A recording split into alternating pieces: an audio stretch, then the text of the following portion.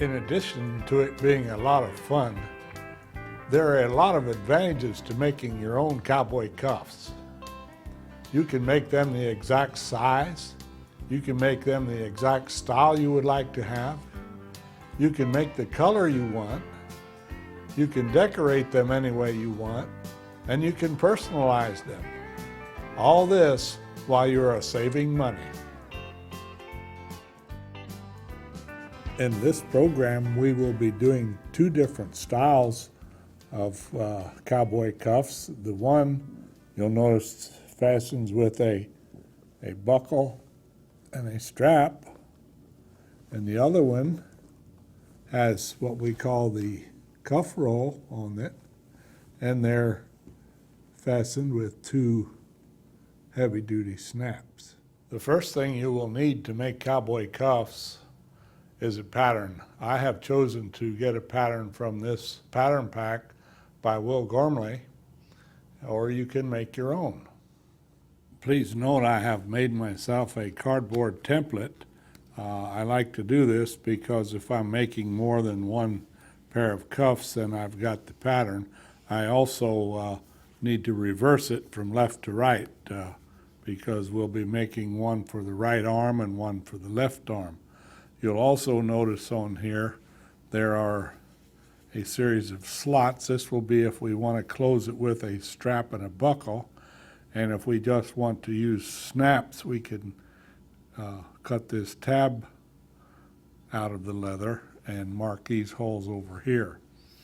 The holes up above here are holes for the lacing, which will be used on all of the straps. Now I have a piece of 6 to 7 ounce vegetable tanned cowhide here because I'm going to tool these. So now I'll carefully, with my scratch awl, go around the outside of my pattern. Now I have decided to make them with the buckle and strap, so I will not add the tab.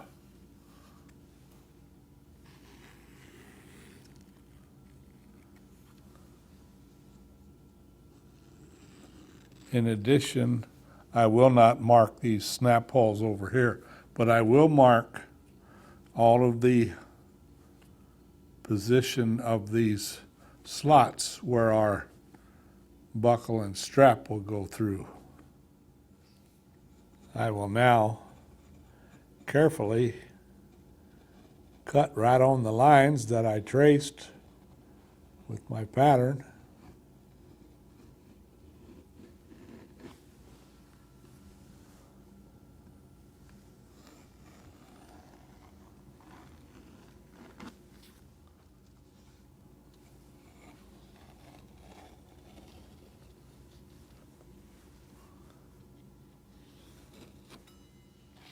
Next, we will punch our holes. I'm going to start first with a 1/8 inch round punch, and we'll punch the holes for the lacing that we will do later.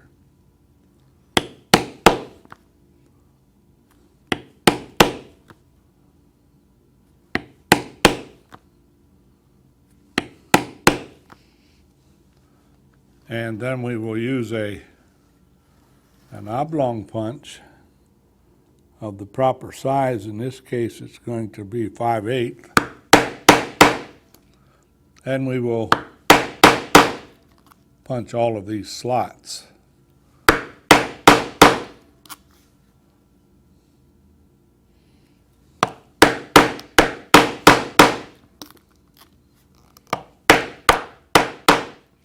I have cut a strap out of some 4 to 5 ounce leather, and I'm now preparing it for the buckle according to the pattern that I have. Now that I have cut all our parts, it's time to do any tooling if you're going to do any tooling. We'll do the tooling, the finishing, and the decorating. I have completed the tooling on my cuff.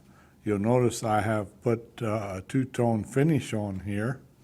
I've also made my strap to go through. That's the same color as the border here. And now I will finish my edges. I'll do it first with the edge beveler. And we'll do this all the way around. And we'll do it top and bottom.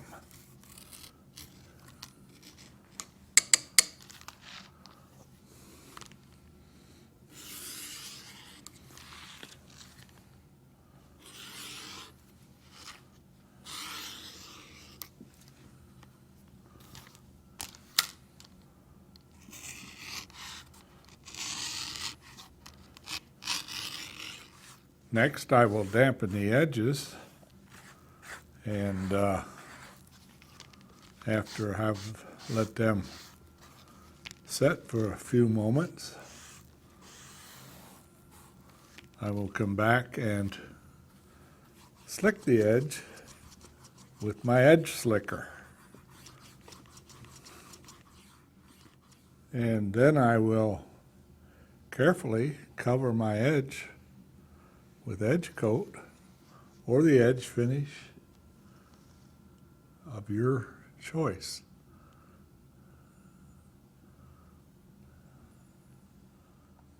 And here is our finished cuff. After allowing the edges to dry, I put the strap we made through the slots down here, and I laced it with some Florentine lace, as you can see. On this one, I'm going to take this piece of soft brown leather that's about 2 to 3 ounces thick, and I'm going to do a cuff roll. And to do that, we'll take some sandpaper and we'll sand about 1/8 of an inch wide along this upper edge, and we'll do the same thing to the lower edge. To these edges here, we'll do the edge beveler and slicking and applying the edge coat. So we'll sand top both the top and the bottom where we will be putting the edge roll. And now I will do the same thing to my soft leather. I'll just sand about 1/8 of an inch on the edge on the finished side. Next, I will apply a 1/8 inch line of permanent contact cement to the edge that we just sanded.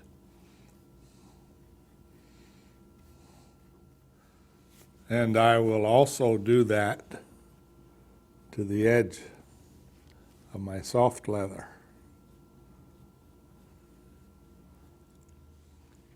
I have allowed this cement to dry until it's tacky, and now I can start right here, and I will cement this flush with the edge, as you see me doing here.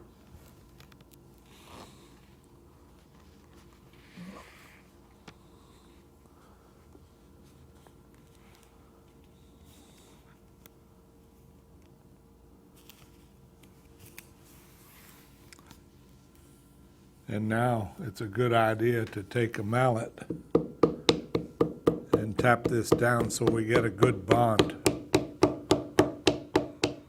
And now that I have this stuck in place, I can turn it over and with my shears cut off the excess. Do this on both ends.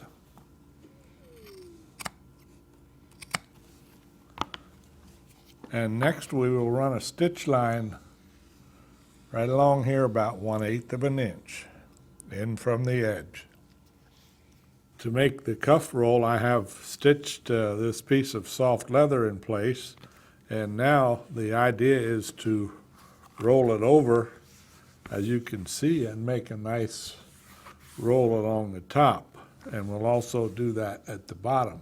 So the next thing we'll do is turn it over, and we will apply cement to the back. As you can see here now, I'm using a good quality Craftsman permanent contact cement. And we will, of course, put it on both surfaces where we're going to glue this.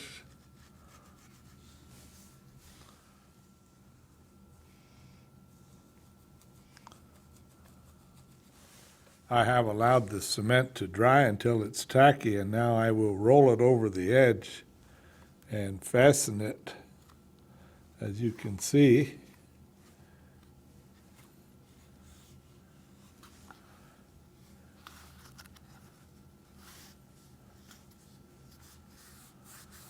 and we'll rub it down real good.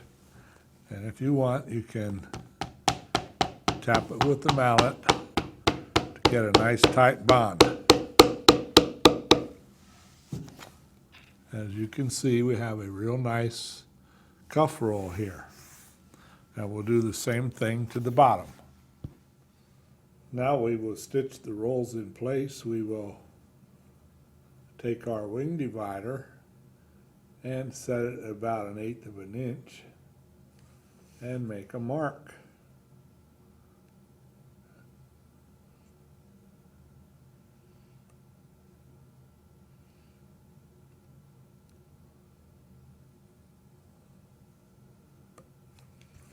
Of course, we will do that to the top and the bottom. After the stitching is done, it's time to trim this. It's best to do it with a good sharp knife, and notice I'm holding the knife at an angle so that I get sort of a skive, and I'm pulling on the leather and sort of pulling it into the blade.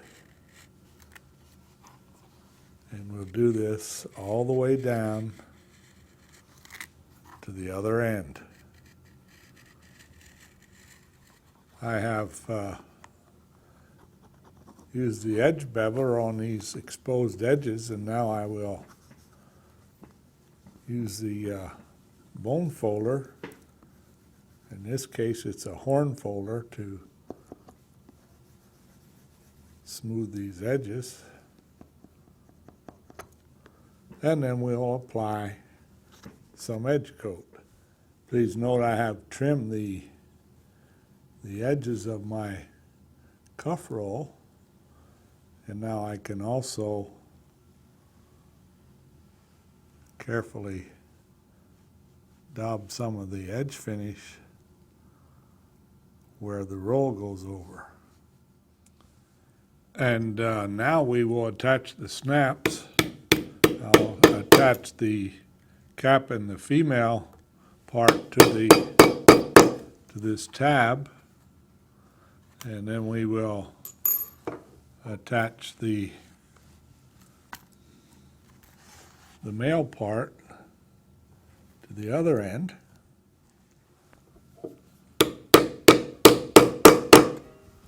And we'll do the other snap the same way. And after we have set the snaps and laced the two sides together, our cuff is finished, ready to use.